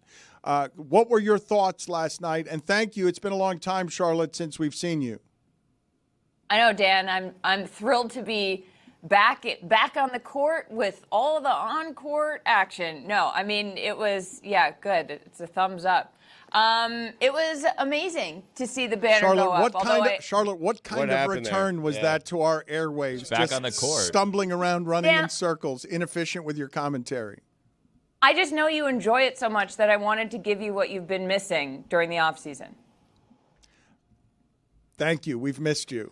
Continue. No, it was one of the, I've never seen a banner raising ceremony. I mean, had you seen it? No, never in person, and still not in person because I watched it from the media room. Yeah, Amin wasn't out there, but I was out there, and it was really cool. I mean, I think it helped that it was the team that I root for. Stugotz, I love hearing you say they're disrespected and they deserve more respect, but it was to see. I also got to hold the ring, which was pretty cool. You got to hold the actual ring? Yeah, I did. When did this happen? When I was just, palling around backstage, as I like to call the bowels of the stadium. Meanwhile, I was stuck in media dining. By the way, Dan, I got to correct you on one thing. It's every day but Friday now. That's right. Wow. The new season, new schedule. We work Mondays. We take Fridays off now. Okay, I didn't know. I wish someone had told me. You're That's a part of fine. Oddball as part of the network. I think I should get that right when I'm delivering the information on things we're promoting on our show as part of our network. The Celtics last night, Josh Hart says we should drug test them, and he's never seen anything like that in his life. They come out and just bomb everybody with threes, more threes than we've seen in a game. Please explain to me, why Josh Hart is saying that. Knicks fans were crushed last night. That lovable team that they love so much, underdog, Hartenstein, offensive rebounds. Now it's attack Karl Anthony Towns. He's not going to be able to defend without Gobert. Yeah, well, Dad, when you talk about Josh Hart, he feels discouraged, hungry, and malnourished. And how could he not when the Celtics hit an NBA record three-pointers against them, or, tied an NBA record of three-pointers made? And that's having missed the last 13 straight three-point attempts. They tried to break the record, and some folks across the aisle said that ain't happening tonight. But if you're the New York Knicks, one of the big issues is chemistry, and especially on the defensive end, where many of those three-point makes were wide open variety. I don't understand why you went Obama there for all of the analysis. Why did you do that? Because he's a big basketball fan, Dan. Haven't you heard? Because he's on starting five? Because he's making documentaries with LeBron and Jimmy Butler? I'm sorry, Dan. I never meant to hurt you. I'm just telling you what happened in the game last night between the Knicks and the Celtics. Mike, how did you feel watching any of that as a Heat fan, as the Celtics ran roughshod over the entire league? And look at how radiant Charlotte is. You have Mike watching that? You have me watching that? No, thanks. I was locked into Sens Hockey Club. That a boy? You're watching the Panthers lose by 100 goals? It's gone all right, man. The world champion Panthers, too. Give a reigning champion some respect. Yeah. Thank you. Losing it. No, I would never watch the Boston Celtics. Minnesota. I don't care. Pay me to watch that. I mean, were garbage. you surprised to see Ray Allen out there with Paul Pierce and Kevin Garnett? A little bit. I thought there was going to be a lot of venom in the building for him, but instead, I said to myself, hey, Walter Ray Allen, one of the greatest shooters of all time, and there was nothing but love in the building for him, Charlotte. We saw them in the tunnel right before they came out with Larry O'Brien. Yeah, I tried really hard to get all of those guys to talk to me. And the best one, you'll like this, Dan. Ray Allen was walking, I think, with his two kids. Yeah. And he was walking by me, and I had a microphone in my hand, and our wonderful producer Antonio had a camera, so it was pretty clear what I was trying to do. And I sort of started approaching him, and I said, "Hi, Ray," and he goes, "Hey," and then just keeps on walking. And I was like, that is a real pro-veteran move, my friend. Touche. He's got to pick a side already, right? Like this whole Heat-Celtics situation. Yeah, he just keeps going back and forth to whoever wins most recently. Like, pick a side. Where's your allegiance here? Am I wrong in saying that? I mean, don't the Celtics fans hate him for coming to the Heat? I thought that Paul Pierce hates him. Paul Pierce was on our show saying that they still have issues and that Ray's not entirely welcome around them. I mean, have you not done any reporting around this soap opera stuff? They sat next to each other all night long, Dan. They sat in the back in the green room together. They walked out together. They watched the whole game together. You know, you might say that Ray stood next to a burnt-down house with a can full of gas and a handful of matches, and he still wasn't found out. He's still out there. He's the culprit, but they love him. They couldn't figure it out. Okay, I'm gonna step in here as the resident obnoxious Celtics fan. I forgot that Ray Allen had anything to do with the Heat because I'm just Celtics brainwashed, and I saw him and I was like, oh, I love that guy. So I don't think people in Boston really care. I'm gonna be honest, unless I'm about to get yelled at by everybody else in Boston. They loved him. He did as much winning in Miami as he did in Boston. I don't know how you'd forget that. No, Billy, he did more. He did more winning. I don't think about the Heat that much, you know. What do you mean he did more winning? They each won one. He did more winning in Miami. He won two here. He won two here. Yeah. That's right. One here. Well, you know, that's the way the cookie crumbles, Dan. Okay, that's not good analysis. It's great analysis. Guys, let me remind you. remind. The best part of last night. The best part of last night was when the crowd realized that the Celtics, they had hit 29 threes. The crowd realized the Celtics were 1 3 away from breaking the record for threes made in a game. And the crowd, just every time, you know, they had Sam Hauser in, they had Peyton Pritchard in, they had guys whose names I barely know. And they just kept chucking up threes. And the crowd was like, 1 more 3. 1 more 3. And the minute the crowd realized that they could break this record, the Celtics bricked like 13 in a row. And they just kept kicking it back out to Sam Hauser and Peyton Pritchard. And then in the postgame presser, Jaylen Brown was like, I just want everyone to know, like, this is evidence we're not hunting threes because when we try, we can't hit them. It's like there was a lid on the basket. You know, them chanting 1 more 3 reminds me of people chanting 1 more term. And then what happened? Why are you Obama right now? I'm just saying. Have you ever been hated or discriminated against? I have. I've been protested and demonstrated against. Back to you, Dan. I don't want to do this. I don't know It's oddball, Dan. why you decided to do this every day but Friday this year. It's oddball. You get the occasional analysis from an incredibly crappy fake Obama. The idea that the Celtics What? What happened? What are you laughing at? You don't think it's a crappy Obama? No, I think it's pretty good. Ask Sasha, Michelle, Malia. They all think it's terrible. I mean, terribly great. Freudian. The ring that Charlotte held and wore, you're really just learning now that because you were in the media room, not being a part of the pageantry of the banner raising, you didn't do any of the emotional stuff. You're just learning right now that Charlotte held the ring, which is beautiful, in her hands.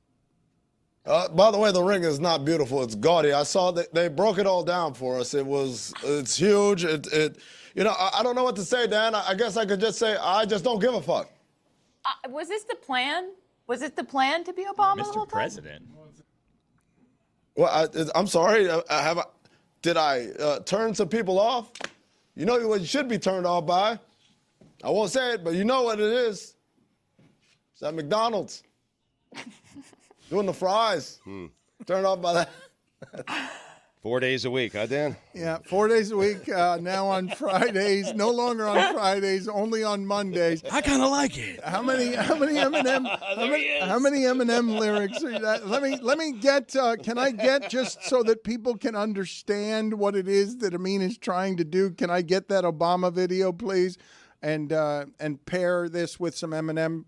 Get that for me at your leisure so I can explain to people what it is that Amin is doing.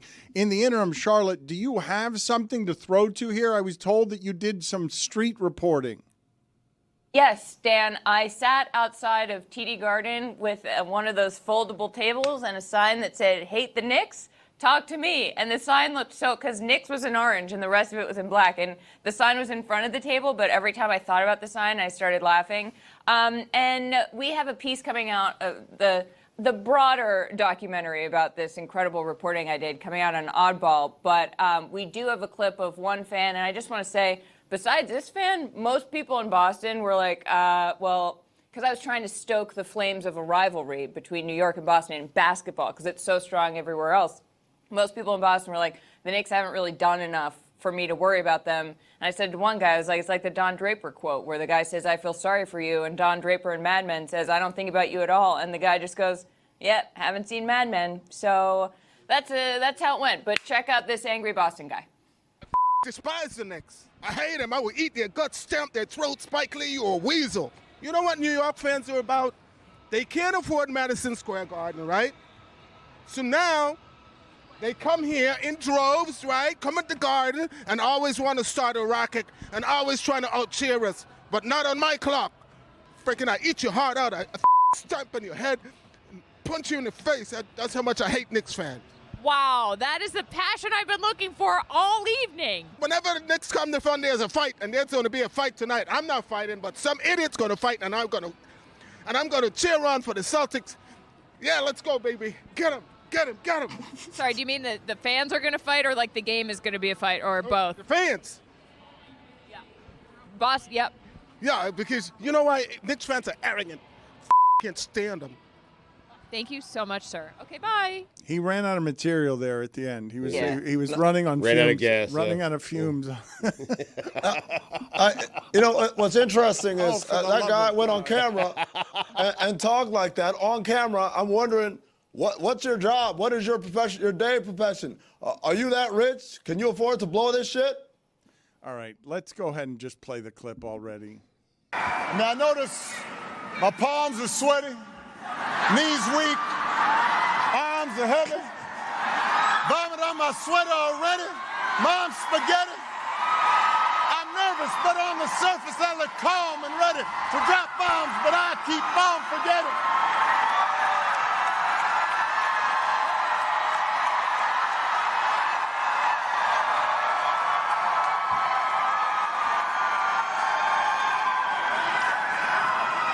Dun, dun, dun, dun, dun, dun, dun, dun, dun, dun. I thought Eminem was going to be performing. I was going to jump out. Love me some Eminem. Charlotte is looking with open mouth awe. Amin is wildly unimpressed. Wait, that's real. That's not a deep fake. I hadn't seen that. I love mom's spaghetti. I'm Barack Obama, the real Barack Obama. All the other Barack Obamas are just imitating. Oh my That's an imitation. Is that what this has been the whole time? And I haven't known? Yes, that's been Charlotte, he didn't tell you what he was doing. He didn't tell anybody what he didn't tell anybody what he was doing. He just decided to do it. Well, this is why you should watch Oddball, because you never know what you're going to get. You guys realize everything I said was an Eminem. No, I didn't. Everything I said had an Eminem Not quote a in single it. clue. Every day, that's the kind of chemistry you will get on Oddball.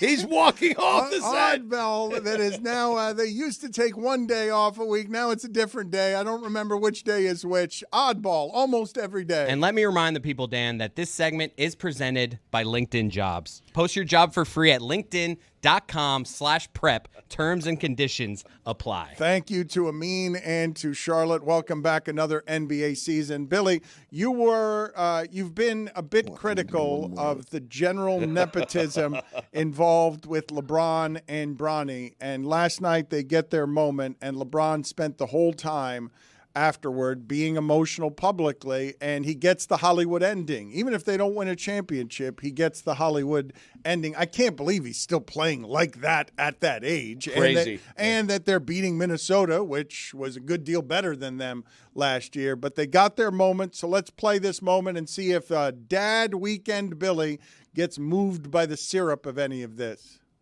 About ready? All right. You see the intensity, right? Just play carefree, though. Don't worry about mistakes. Just go out and play hard. Wow, that's cute. It is. Yeah. Bronny works hard. Mm-hmm. Yeah, it's nice. I have my regrets over how we discussed it headed into the draft, if I'm going to be honest with you. Why?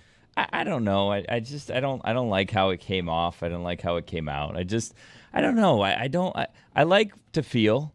I like having warm, fuzzy moments, but I like them to be natural and not feel like they're kind of like fabricated on them, being controlled by, corporations, essentially. Nike, really, if we're going to name names. I don't want to feel like, every feel good is just like a big PR move by Nike to sell more Nike. And that's kind of how a lot of this has felt so far.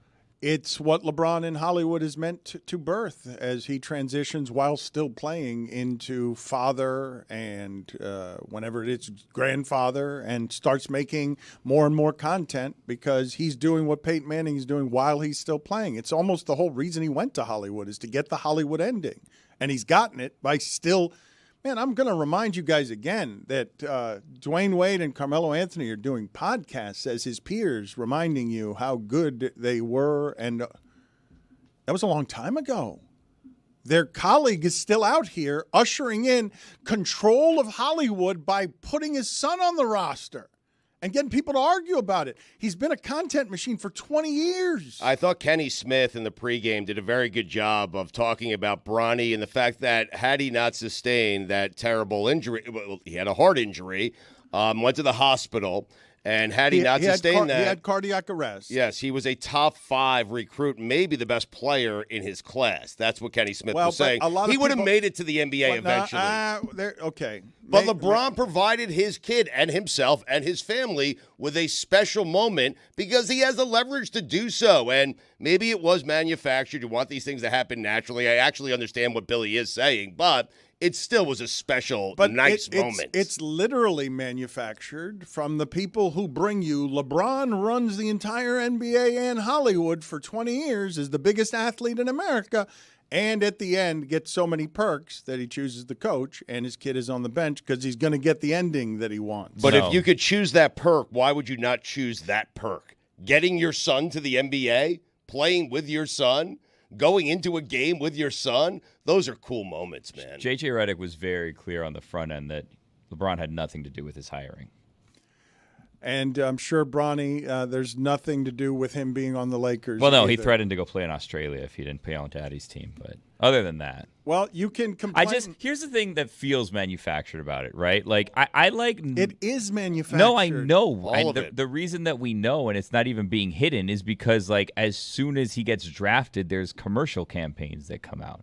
And like even the rookie hazing thing of like LeBron and Bronny, like there's a Nike commercial about it. Like it doesn't feel real, like none of it. Like that's why it's hard, I think, to enjoy the moment and be like, this is so special, because it just feels so like over the top manufactured by Nike and by the NBA to like, you need to feel this way. This is so special. Feel this way. And it's like, I could just naturally feel this way by having actual, genuine, real moments, and you guys not trying to force feed these natural, genuine moments. Why can't both of these things, though, exist in your head at the same time? The relationship with his son is clearly and obviously real for all to see. Anyone living vicariously parenthood through, wow, that'd be cool to think about, or not, working or being able to work with my son or daughter. Why wouldn't you manufacture that moment if you could manufacture that moment? But you can. It can be manufactured and still cool. It does. You don't have. I agree. You don't have to choose between those two things. I think it being manufactured makes it less cool. Like, you don't. It's like, what's real, what's not real. I don't know. Okay, but we are not the greatest people to measure cool by degrees. But okay, if I can tell you how I feel. That's how I feel. Of course, and I would say many people object to this for many different reasons, but if they did less, it would feel cooler. I feel like it would feel more genuine. If there was actually like a moment where they checked in, not like a, pre-planned, this is when we're going to do it. You watch do the beginning of the second quarter. Let's check this. Let's check that. Like, I think honestly, if you want to have a deep conversation, it's just like a human condition thing, right? Like, it's just everybody wants to live in the time when the most important thing happened, and this is the greatest player I've ever seen do XYZ thing, and like every generation just wants to give their life meaning by saying they were alive when the greatest thing ever happened. So we just continue to manufacture these moments to make ourselves feel better. You're saying manufactured, but you would not dispute that the relationship between them is genuine and authentic. I don't know the relationship, if I'm going to be perfectly honest. All right, but what do you think? I only see what Nike puts out. Okay, so I don't know. So you don't. I'm not questioning their relationship. That's I'm just fair. saying, like, everything doesn't have to be a commercial. I guess I'm asking you, do you believe, and maybe I'm the sucker here, what's been presented to me about LeBron James as the most connected athlete to access in the social media age gives me the impression that he is a caring father.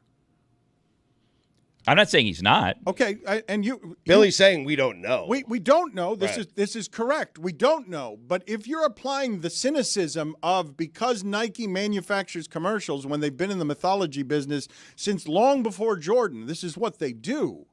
It's who they are. They're the best marketing people in the history of industry in creating what the mythologies are around these people. And they've got a giant economy who is their chief sneaker salesman at the moment, who has an amazing storyline to give the storybook writers. And he lives in Hollywood, and he's trying to figure out how to end the story on I owned 20 years of sports in America. I get it. Wait, so Bronny knew the cereal was in the car? That's ridiculous. A lot of cameras there for that. But you want that to happen naturally. LeBron had to play until he's 40. Like, the chances of that happening naturally are zero. I heard Nick Wright saying this, like, we might not have LeBron right now. Correct. If not for Bronny being in the league. He probably would have retired by now. So if you appreciate LeBron and are happy he's still in the league, you kind of just got to eat this. I'm happy for him. I'm happy he's getting to experience and do all of this. But I'm being honest and telling you, it feels less genuine as a consumer than it could. I understand. Windhorse is saying that the Lakers plan on keeping Bronny on the roster because a lot of people feel like he should go to the G League and go through what other players have had to go through to get to the NBA. But this is keeping LeBron motivated and activated, and he's into it, and he loves it, and he's showing his son the ropes. And therefore, Windhorse is saying that he thinks Bronny will stay on that roster for the season. Stugotz, one of the things that I always have found interesting about how we cover sports, all of it's sales, man. And we're the world's greatest customers because how we care about all of this nonsense in a way that's totally unreasonable. And guess who's as good at sales as Michael Jordan was? The guy who's getting to play later with his kid because he's figuring out a different ending past the time that he can actually win championships while still making the Lakers matter. And on opening night, they give you Celtics and Lakers, and right up on the screen is titles Celtics 18, Lakers 17. Our late game is LeBron James with Bronny, one of only two for the night as we kick off the season because he still matters like that. at the end when he's the oldest player in the league, because he's going to give up this league reluctantly, even though they took it from him last year, and all he's going to get at the end is the Hollywood, which is all he wants at the end. I understand, but like also as someone with 2 children, I do like, I don't know, I sometimes think maybe I shouldn't include my children in XYZ thing. And obviously what he's doing for his son is great. Like his son is in the NBA, right? You can debate whether he got in based on his own merit, whether he got in with the help of his dad, whatever. He's done a great job of raising his son, getting him to the NBA, getting him the right coaches, doing the right thing to get him prepared and get him into this point. Now, he's going to have to prove himself, obviously, because he's not just going to stay in the league forever, even after LeBron is gone, if he doesn't deserve to be in the league. And you know what? Maybe he's equipped to do that. Maybe he's not. He's going to have to prove it himself, which is fine. It's just like the whole marketing, the whole commercialization of your family. I agree. It's been feels heavy-handed. a little much sometimes. And all of you are in agreement on that one. It's how Nike selling you family is going to feel when you have but as this the most much powerful information person, you going can in. control Nike and tell them like It's way too weak on that commercial. Yeah, let's let Bronny come in and kind of find his own. Like we don't need to, because this puts added pressure on him. Would you agree or disagree with that? Oh, what? LeBron, a narcissist who would think of himself very often because of what his life has been the last 20 years, that he's the most man. Well, that's why I'm saying be a father here. I've told you guys this is pretty interesting. I thought, anyways. I've told you that I've been recently reading Will Smith's autobiography, which I have found interesting for a number of different reasons. And Jada Pinkett, he broke her heart in therapy because they were both meant to write lists about who they cared about, who was the most important person. And, her list put the kids first. His list put him at the very top.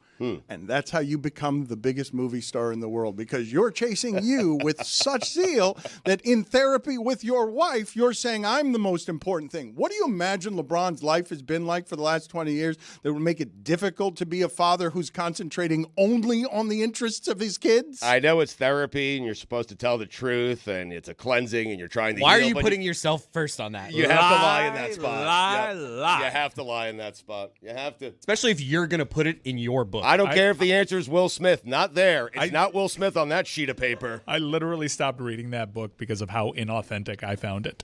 And I made it through McConaughey's, who said he once peed 10 feet in the air over a 6-foot guy. I believe it. Tier 4 actor, according to Samson.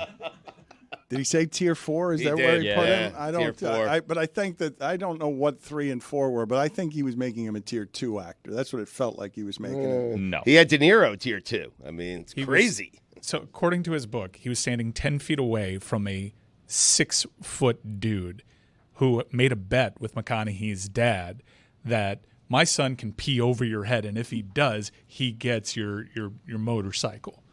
And according to the book, little Matthew McConaughey peed over that guy's head, standing 10 feet away. Not so little.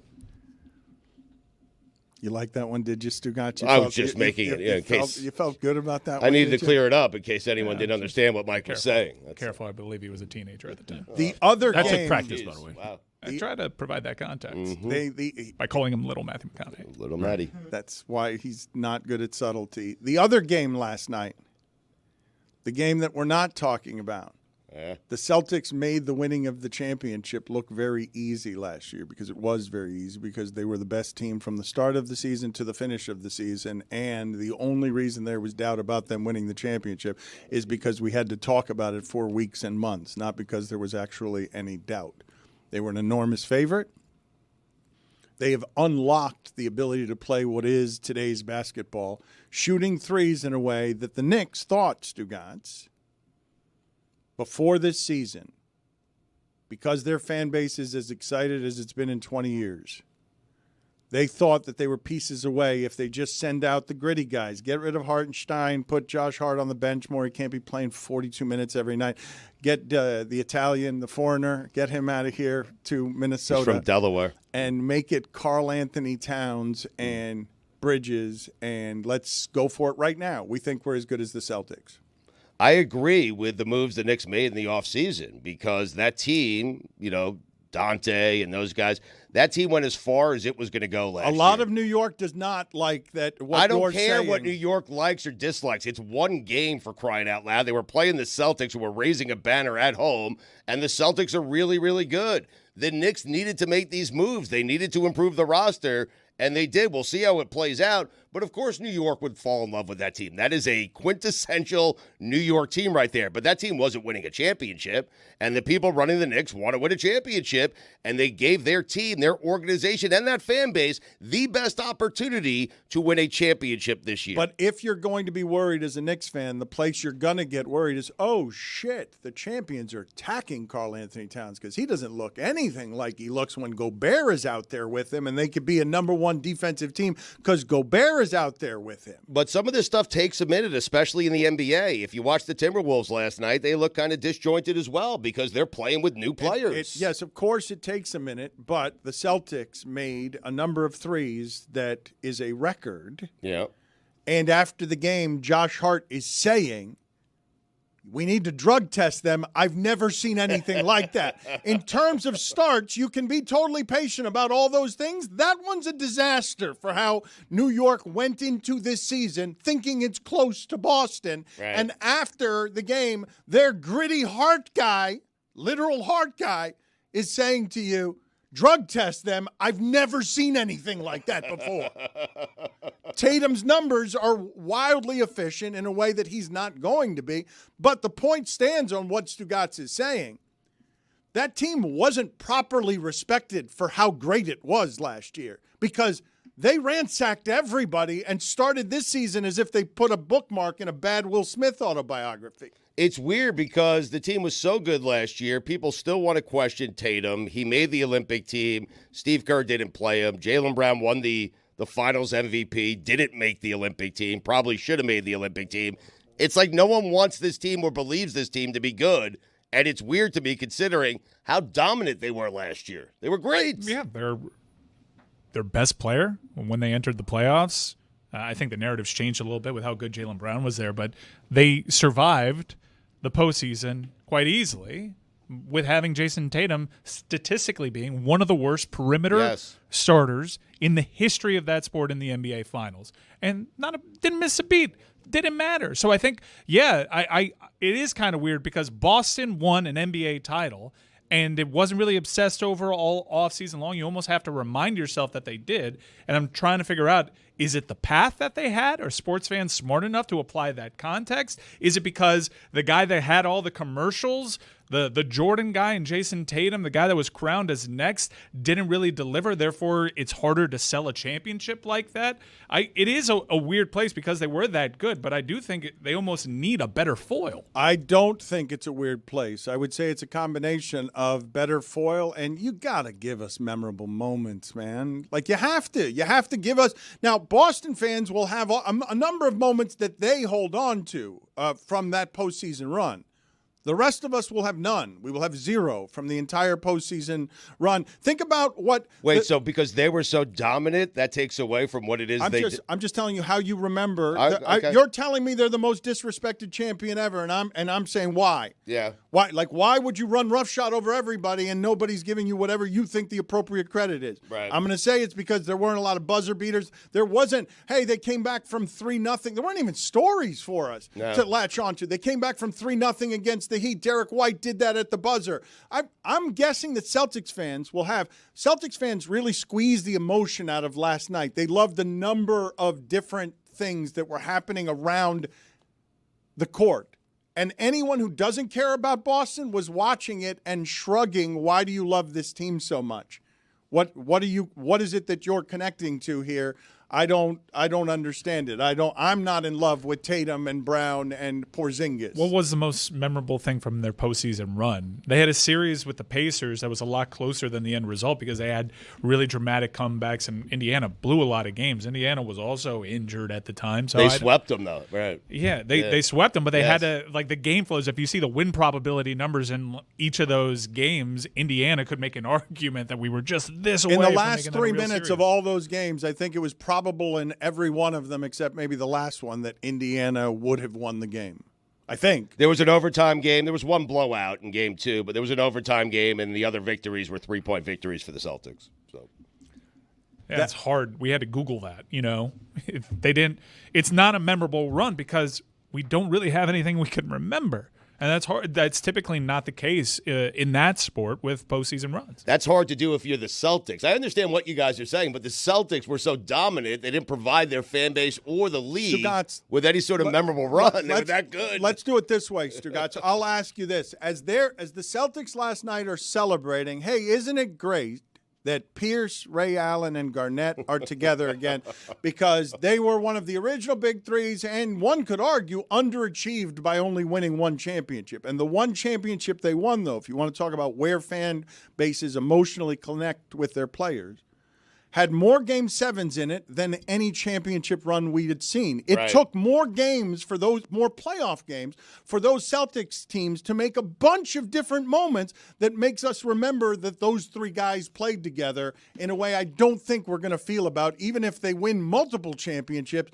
Porzingis, Holiday, Tatum, and Brown. Like that is, look, I'm not trying to discredit what they did. It's almost like they were too good. But in listening to listening to the oral history and some of the stuff that Mike is doing that ties our show to LeBron, you made the point that the reason that Miami Heat team was so memorable is because it lost in the first year when everybody thought that shit was going to be easy and thought that they were ruining the sport by getting on the stage and pulsing at us how easy it was going to be before the season even started. No, you're right. We thought it would be easier, and it wasn't, and that made it more, the winning made it even better when they actually got to the winning part of their 4 years. But this Celtic climb was like any other climb, was it not? They got close. They got knocked out. Yeah, they failed a bunch. Right. You could argue that Tatum's most memorable postseason moment was a negative play, getting blocked at the rim by Bam. They had plenty.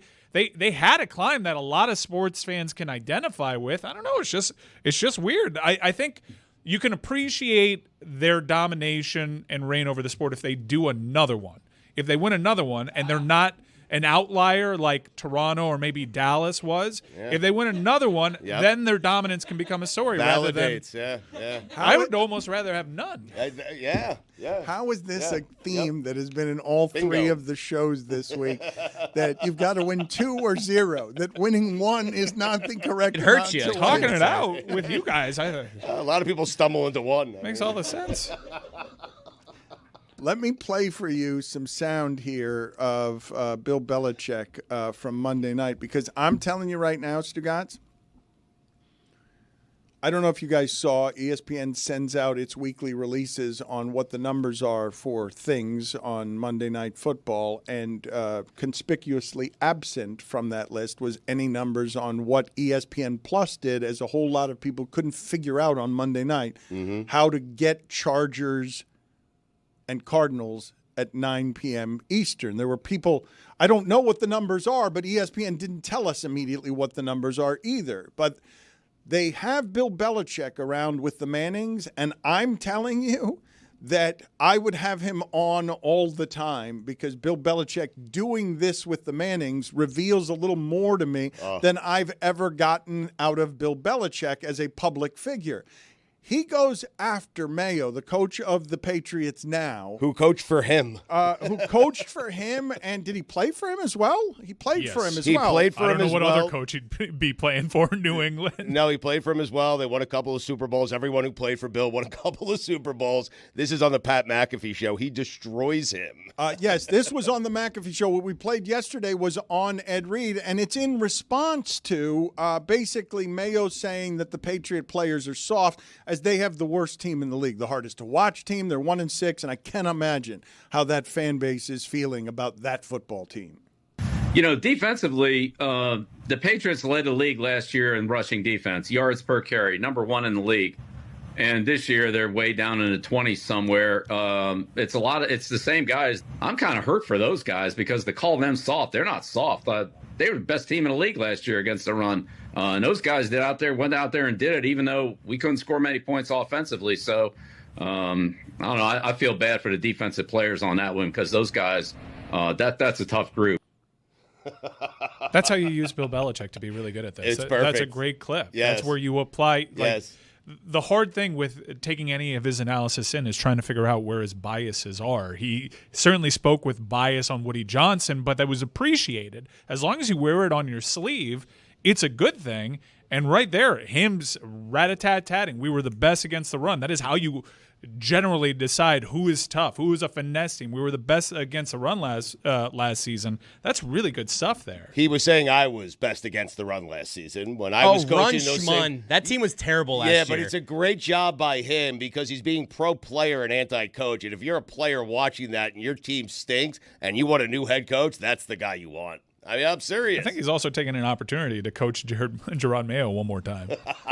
You guys might have noticed in that clip, I'm jarred by it, even if it's just the most common of television graphics. 8-time Super Bowl champion. It punches me in the face when I see it as a graphic. 8-time Super Bowl champion. It's an unemployed. People forget about the Giants defensive coordinator ones. Yep. Yeah. Atlanta didn't want him. No. No. Although he might no longer be doing this media thing come Sunday night, because that's a great. It does kind of feel like Mike McCarthy's job is on the line headed into Sunday night against the San Francisco 49ers. Yes. You think if Dallas loses that game, McCarthy's gone the next day? Gotta believe so. And it would have to be Belichick, right? It's certainly the first call that Jerry's going to make. If it's not McCarthy, certainly that Dallas radio guy is going to be gone the very next name that Jerry Jones. Someone's getting fired. You have him still there, huh? Someone's getting fired. But it's amazing because like Dallas can't really take a loss. San Francisco climbing back into the playoff chase will be made especially difficult if they lose that game. Usually when these two teams get together, it's because they're really good and everything, the uniforms, the rivalry, that's all great. But here, the draw is that they're both tire fires at the moment. Is it as amazing as Belichick chasing his 20-plus girlfriend through corn mazes? Because I want... what a sight this was. I think they named the corn maze after him. Did they? They visited a Belichick-themed corn maze, Yeah. I believe. If you look at it here, there's a picture there of he him. You is. see him in the hoodie. So delighted. That looks like a generated image.